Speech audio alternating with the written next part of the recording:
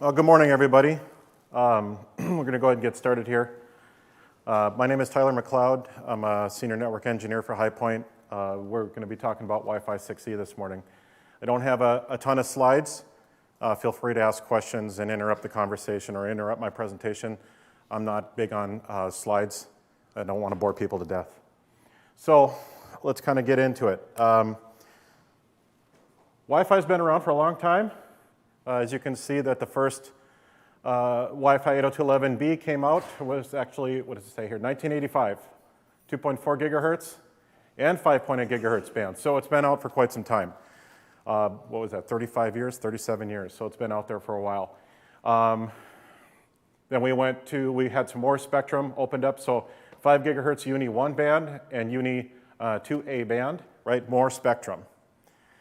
And then you can see in 2003, we got Uni 2C, so we're kind of filling out that 5 gigahertz spectrum. By the way, this is going to be pretty technical, so if you're salesy, sorry. We'll do kind of some deep dive stuff, but I'll try not to kill you with too much information. So then here we are in 2020, and we got allocated almost 1.2 gigahertz worth of, or 1,200 megahertz of spectrum space. So Wi-Fi 6E is, I should say, I'll take a step back here. So Wi-Fi 6 is 802.11ax, okay? It operates in the 2.4 or 5 gigahertz band. And we're always looking for more spectrum because for high density deployments such as stadiums, schools, where we need a lot of clients connected in a very small space or even in a larger space, we're always looking for more spectrum, okay? So even 802.11ac, or what we call Wi-Fi 5, right, before AX, we had things, best way to describe it is something called VHT, very high throughput. And then we went to Wi-Fi 6, we had something called HE, high efficiency. So instead of, we had no more spectrum available, so one of the things the Wi-Fi Alliance tried to do is figure out how can we utilize the spectrum more efficiently? How can we get more clients on more efficiently and try to increase that density and try to use the spectrum we have, okay? So in comes Wi-Fi 6E, which is an extension. I don't know if it means E for extra or extra fast, as somebody else said earlier. But basically, we have now access to the 6 gigahertz band, okay? And it's a big deal because moving forward with new devices, there's a couple of things you're going to see here. Number one, we have almost 3 times as much spectrum or channel availability as 5 gigahertz. Which is substantial. Okay, so to give you an idea, in 5 gigahertz today, if you want to run 80 megahertz channels, you only get 6 channels, and that's utilizing DFS as well. Okay, not everybody can utilize DFS, especially if you're close to an airport. It's a big deal. But going into the 6 gigahertz, we kind of run into some other issues. One of the issues is there's a lot of licensed operators out there today, like point-to-point high speed from building to building is in the 6 gigahertz band. So in order for the FCC to actually allow us to use that band, we have to be careful of those licensed 6 gigahertz operators because we are, in the Wi-Fi world, unlicensed. So we have to give up in the event that we come across an operator that's in that same space, okay? Sirius XM satellite sits in 6 gigahertz. There's other operators too. Okay, so there was, you can kind of see where we're going with this as far as utilization because other licensed operators are concerned, right? All of a sudden we have a whole bunch of Wi-Fi devices showing up in a spectrum where they were licensed and they were the only operators before. It becomes a bigger issue. So anyway, so we have the 6 gigahertz band. I'm going to go ahead and advance here. Am I doing this right? Let's check it out. Let's go like that. So this is what the channel spread looks like. So to give you an idea, 2.4 gigahertz is all the way up at the top. We basically have one 40 megahertz channel that does not overlap, and we have 3 20 megahertz channels that don't overlap. That doesn't give us a whole lot of room for dense deployments. But as a reminder, that was back in the 80s and early 90s when Wi-Fi wasn't a thing, right? Today, Wi-Fi is a must. It is mandatory. Everybody uses Wi-Fi almost all the time, right? You take a look at the 5 gigahertz band. This first Uni 1 here If we were to go back a graph, that was the first one that was allowed from the FCC, and then these 2 extra ones were allowed later on. And now as of 2020, you can see we have all of this. So one of the biggest things that we run into with this is it's 6 gigahertz. There's hardly any devices out there that utilize it today. It's growing, so we've got the Galaxy phone line that utilizes it. We have Intel cards that you can throw on laptops. I have a Galaxy S8 Plus tablet here that actually works really well with the 6 gigahertz. There's a couple things, though, that have changed with 6 and 6E. Number one is 6E is 802.11ax, just in the 6 gigahertz spectrum, not in 5 and 2.4. They made a decision to not support backwards compatibility. So WPA, unencrypted SSIDs are a thing of the past. You cannot operate an AP with WPA2 or anything less, or open unencrypted SSIDs. So where does that leave us? WPA3 SAE and also the enterprise for radius authentication. And it also gives us enhanced open. And if you're not familiar with enhanced open, it's an unencrypted SSID, but there's a Diffie-Hellman key exchange in that process during negotiation that gives us a secure channel. Now the downside of that, and I will say this for the security folks, is that it's susceptible to man-in-the-middle attack. Now the next question is, why did they do it? Well, the answer to that is because it was easy to tack that on as an extension to the protocol, so that people don't need to change the way that they connect to the network, and it's backwards compatible. Okay? But just understand that everything in the 6 gigahertz band and Wi-Fi 6E, it's the exact same protocol. It's 802.11ax, but just in the 6 gigahertz spectrum with no backwards compatibility. Okay? So if you have an access point out there today and you're rolling out a tri-radio SSID, and you set your SSID to do WPA2, there's a big chance you're either going to get an error, a warning, or the 6 gigahertz band will not show the SSID that you set up. Okay? And that's the case with Aruba, which is the products that I utilize the most. I don't know what other vendors do for that. Okay? Let's kind of keep moving here. Just also a couple things to note. So you can see again, 3 20 megahertz channels, 1 40 megahertz. We go up to 5. We get 12 40 megahertz, 25, 20, and again 680. You take a look at these numbers down here. 60 20 megahertz channels. It's incredible. Okay, and then 29 40 megahertz and 1480 megahertz. Right.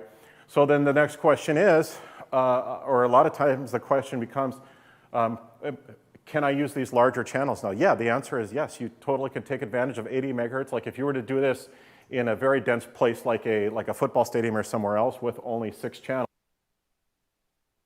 of what we call adjacent channel interference, co-channel interference, right? So with a lot of people talking at the same time, everybody has to take a turn because it's a half duplex communication, okay? We go up here to 6 gigahertz. Once we start seeing the flood of 6 gigahertz devices flooding the market, there's going to be a big paradigm shift towards utilizing 6 gigahertz for enterprise business as well as larger venues like stadiums. Let's go ahead and go to the next thing. 6 EAPs will utilize smart rate and class 6 PoE switches.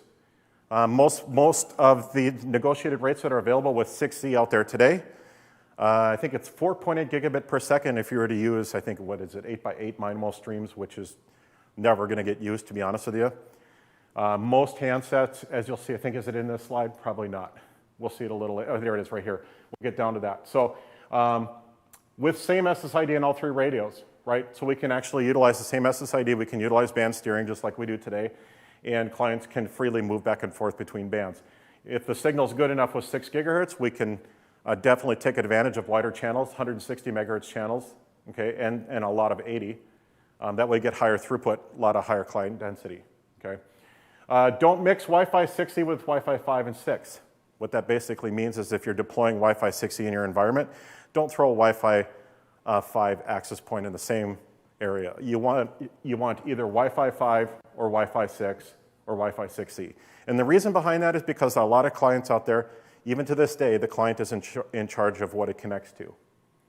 So what that means is if I find a more capable AP, like a Wi-Fi 6E capable AP, I'm going to find a lot of clients clumping to those APs, and I'll have Wi-Fi 5 and Wi-Fi 6 APs sitting there doing nothing. We're already seeing it here in this facility. This AP up here in the corner is a AP655 by Aruba, and it's a Wi-Fi 6E. We're not seeing a whole lot of clients connected to it because, well, there's not very many 6E capable devices, number one. And number two, well, obviously it's in this room, but if we had this in the main area, we'd see a lot of clients clumping to this. If we mixed them together, we chose not to do that, okay? Let's see here. Convert a building at a time. I mean, if you're going to do it in a space, do the whole entire space. You know, if you're doing it on a floor, do it on that floor. But just, you know, try to do your best not to mix. 2 spatial streams. Everybody says the more spatial streams, the better. That's not true, not necessarily. The biggest issue we have is with battery drain on mobile devices, and there's tons of mobile devices out there. If you had a desktop out there with a 4x4 MIMO stream device, perfect, go ahead and use it. But over 90% of all the devices out there either are only single stream or 2 stream. Okay, so like for instance, as an example, like scanner guns and some smaller embedded devices are only single stream. If you're lucky to find an embedded device that utilizes 5 gigahertz or let alone 6 gigahertz, okay? Most of your embedded devices are going to be IoT. They're going to live in the 2.4 gigahertz world. Okay, so there's that. And then also 2 spatial streams only truly useful for multi-user MIMO or what we call, you know, MU, MIMO, whatever, which is almost never used. That is correct. So and I'm going to dig a little deeper here. There's 2 types of modulation out there that are really popular. One's called QAM, or quadrature amplitude modulation, right? And the other one is OFDM, orthogonal frequency division multiplex, right? So OFDM is really, really popular because we can break it up into resource units. So we can actually spread communication over several clients simultaneously, and MIMO is almost not used, right? So MIMO is really used for bulk traffic because that's what it's good at. When you send data packets through multi-user MIMO, you're actually sending to one client. Multi-user allows you to send to several clients, but it's a bulk transmit. Versus OFDM or OFDMA, where we're actually breaking it up into subchannels. Okay, I'll just add some extra information onto that. Let's see, it's coming next. We kind of covered some of this. The bottom one we said cannot use legacy operation modes, WPA2, right? At the top here, automatic frequency coordination. So the fact that we are allowed to use 6 gigahertz now means that there are some channels, well, actually all the channels, and you'll see here in a little bit too, there's different power levels out there now as well, or power classifications. 6 gigahertz, the automatic frequency coordinator is the answer for DFS. So if you're familiar with DFS and 5 gigahertz, basically if you're close to an airport, 5 gigahertz, the Uni 2 band, I believe, is really popular with weather radar. Now, if I operate an access point within vicinity of that weather radar, it shows up as wind shear. And there was actually a major manufacturer that got in big trouble and was fined heavily because they had a little checkbox that says ignore FCC regulation. Which is, seriously, it's the one that, it's ubiquity, let's put it that way. They got slapped pretty hard for it. And so what actually ended up happening, the story goes, and this is all hearsay, but the story goes is that planes had to be redirected to other runways because of it, because it was showing up as wind shear on weather radar, okay? So the way DFS works is you are free to broadcast on those channels, but if you hear weather radar beacons or information, you have to cease transmission and you have to switch to another channel, right? So we don't interfere with weather radar because, again, the weather radar is a licensed operator and we're an unlicensed operator. So we have to be really careful we don't interfere with other people who are licensed in that same spectrum. So with 6 gigahertz, it's the same thing, but it's a much larger problem because there's way more operators in 6 gigahertz than just, you know, weather radar. It's, like I said, it's high-speed point-to-point links. And there's even rules for the licensed operators. One of the interesting rules for the licensed operator is your link must be 50% plus utilized, otherwise you lose your license and access to that spectrum. So we're talking about larger cities, we're talking about larger locations where people are doing point-to-point like data center type connectivity where fiber is not available and other types of things. okay? So the automatic frequency coordinator, if you do anything outdoor, you have to not only identify your location via GPS, so we have to know in 3D space where you exist, and that information is going to go back to the automatic frequency coordinator, and what it's going to do is it's going to figure out what other licensed operators are within that spectrum that you're not allowed to operate on those channels. And so what will happen is the AFC will come back and say you're either good to operate on that channel or you need to knock these channels out because there's a licensed wireless operator within that spectrum on those channels, okay? And you can imagine how in a larger city, how that could become problematic, especially with outdoors. As a matter of fact, there's something coming in Wi-Fi 7. Yes, Wi-Fi 7 is around the corner in a couple years. Something called resource unit puncturing, which basically allows you to operate on the channel, but you have to take certain portions of that channel out, okay? So you don't lose the channel entirely. You have the ability just to poke holes in the channel and say, you know, instead of 160 megahertz channel, it might be 120 that you're allowed to use, okay?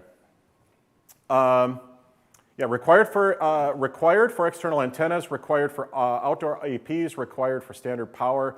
So you'll see that in a little bit. There's 3 or 4 different classes of operating powers you're allowed to do. Outdoor is considered standard power. And so in order to comply with that, you have to check in with the AFC to make sure that your spectrum is clear. 6 gigahertz is about the same, what is it? It's about the same coverage as 5, but higher, yeah, higher density indoor, higher bandwidth. So the coverage is, yes. So when we start getting into signals, they say that 6 gigahertz, because anytime you go up in frequency, you reduce range. So they're saying there's a potential 1 to 3 dB loss or difference between 5 gigahertz and 6. So in theory, you know, I don't know, if you do the math, what is that, like, what is it, like 80% probably of what 5 gigahertz is going to be. So the range is going to be roughly the same. You know, your SNR and your RSSI values are going to be a little different, right, because of the noise floor difference and all that, but, you know, the range is roughly the same. Okay, let's see. Cannot use legacy op mode. We already covered that. How am I doing on time here? You're good. All right. Another problem with 6 gigahertz. If I were to go back to that first map, you would see that there's only 3 20 megahertz channels and 2.4. That's really easy to scan those channels, right? It only takes, for every single channel in 2.4, it's 10 milliseconds. So for 11 channels, it's 110 milliseconds to scan the 2.4 gigahertz band, okay? Now take that and put that into 5 gigahertz band, and that time frame goes up. Take it one step further and expand the spectrum 3 times over, and now we're getting into seconds. So there's really 2 ways for us to figure out. So the short story is it would take a lot of time to scan for all the beaconing for the SSIDs in 6 gigahertz. So they kind of came up with a couple other methods. So this one is the preferred scanning channels. Basically what it is that the APs will beacon on these preferred scanning channels. So that way, when your client talks to 6 gigahertz on the 6 gigahertz spectrum, it can actually find the information of all the broadcasting SSIDs relatively quickly. So we have these PSCs, or preferred scanning channels, instead of scanning the whole entire spectrum. So that saves us on that. The other one you'll see here too, I don't know if it's on this slide or not, one every 20 megahertz channels designed for beacon. Yeah, for in-band network discovering, clients only, scan up to 15 channels. What's the other one here? Yeah, current European model. So there are some different standards. There's also different classifications for what type of power level you're allowed to use depending upon what country you live in as well. I don't think all of the power levels are actually approved in the United States at this point. Let me bump this one more time because this weird animation comes up. Autoband Discovery. This is the other method for finding 6 gigahertz broadcasting SSIDs. So reduced neighbor report, basically there's an extension to the header on a 5 gigahertz beacon that will actually notify the client that there's a 6 gigahertz SSID available and what channel it's on.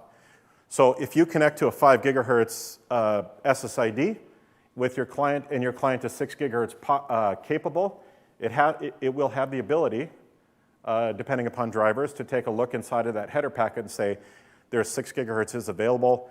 Here's the SSID and the channel I can hop over to, okay? So let's see here. Optimized, yep, optimized connectivity. List adjacent radios and say, yeah, perfect. I'll just go through the bullet points. Or supplied probe response. R&R supports client match. Client match, if you're unaware, this is Aruba terminology. Client matches for load balancing as well as client steering, okay? And then multiple BSSID beacon, or what we call agile multiband feature, basically allows it to broadcast that. And that is a checkbox in most vendors out there today. List virtual AP is the same AP, so it understands that it's in the 6 gigahertz band, but it's coming from the same AP. Broadcast both bands in beacon, correct. And then let's see here. Old features, yeah. Old feature support is now mandatory, whatever that means. So here's our different power levels. You can see here. I'm going to walk over to this side. So standard power is for outdoor, low power indoor AP, very low power AP, and client devices. So last time I checked, I think low power, standard power is still out there, right? We haven't really had to deal with that yet. It'll be interesting when it comes across. But I think, the reason this one's grayed out is I think it's not available in the United States right now. I think it's just low power indoors available, okay?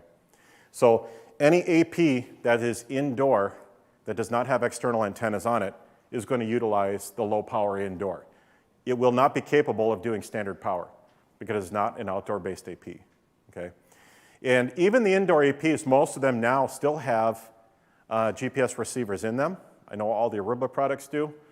And the reasoning behind that, there's other reasons behind that for location-based type feature sets.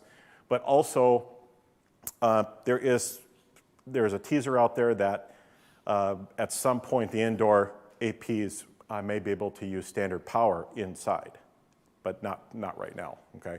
So the rule of thumb is that via low power indoor, we don't have to worry about AFC because the signal will be so low that the walls technically inside the house or stadium or office that you're in will attenuate the signal such that you don't need to worry about interfering with outdoor stuff, outdoor wireless, okay? But as soon as you go standard power, you could potentially radiate enough energy where it would require you to report into that AFC even though it's indoors. Okay? Let's go to the next slide. And I think, yeah, that's all I had for slides. The other thing I wanted to show you guys was we have a 655 here. We also have,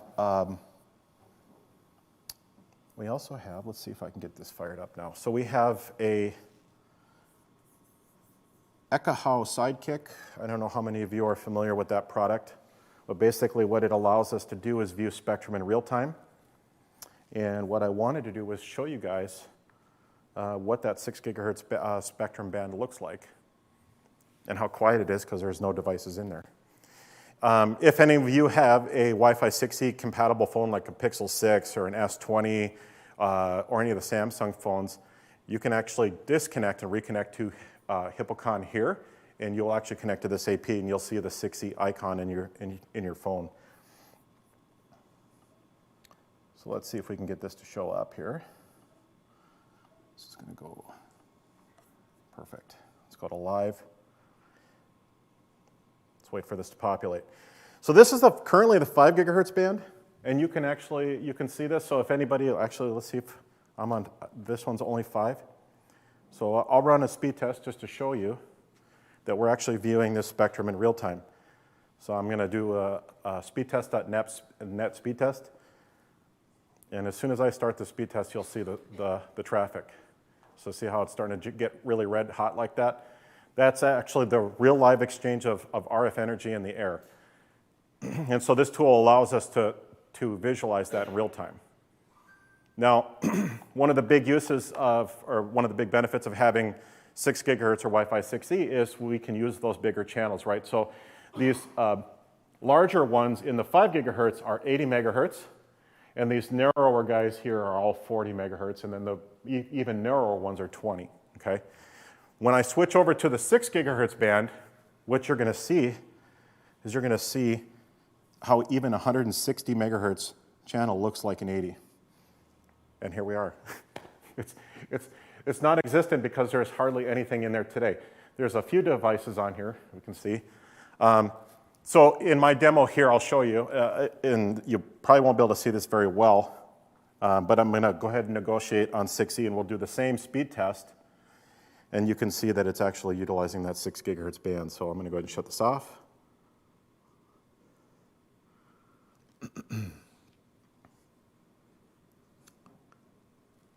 And we're on 6E. So now I'll go ahead and fire up a speed test here as well, and you'll see. Now, I think one of the bigger questions is it faster? Well, no, it's really not faster. And it's really not about, I mean, yes, it's about throughput and it's about density, but it's really about having the ability to have more clients on in the same space together without stepping on each other, okay? So yeah, we have one AP in here, and we've got 2 APs floating around in some of the other rooms too. So if you shut your Wi-Fi off and you're in a session, you turn it back on, you'll be able to connect to 6E on Hypocon or Hippocon, and you'll actually get more bandwidth. So the speed test that I've been running here, I'm getting roughly 900 megabit up and down, okay?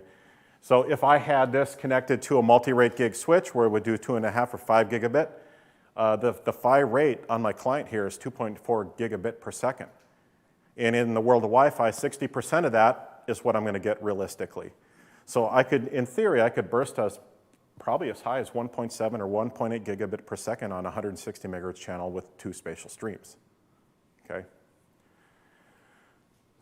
So there you go. Any questions?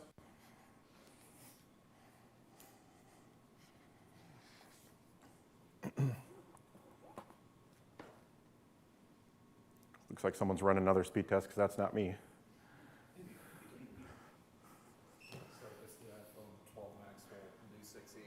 None of them.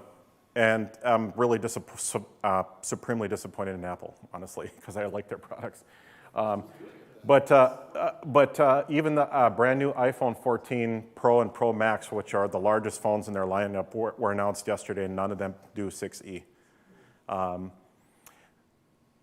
Retrofitting laptops is pretty cheap. Like I said again, you can buy an Intel AX210 card for like $40. If you got a Windows PC, it's easy to swap out. One other thing I will say regarding Windows is that don't even bother doing Wi-Fi 6E with Windows 10. It's not supported.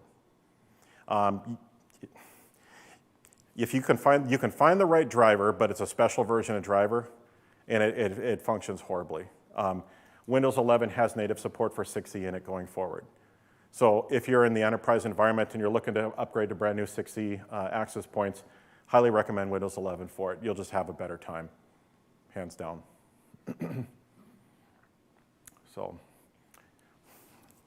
I think that's all I got. We got a few minutes for questions, or if anybody's posting anything online too. Okay. In that case, that's it, folks, I think.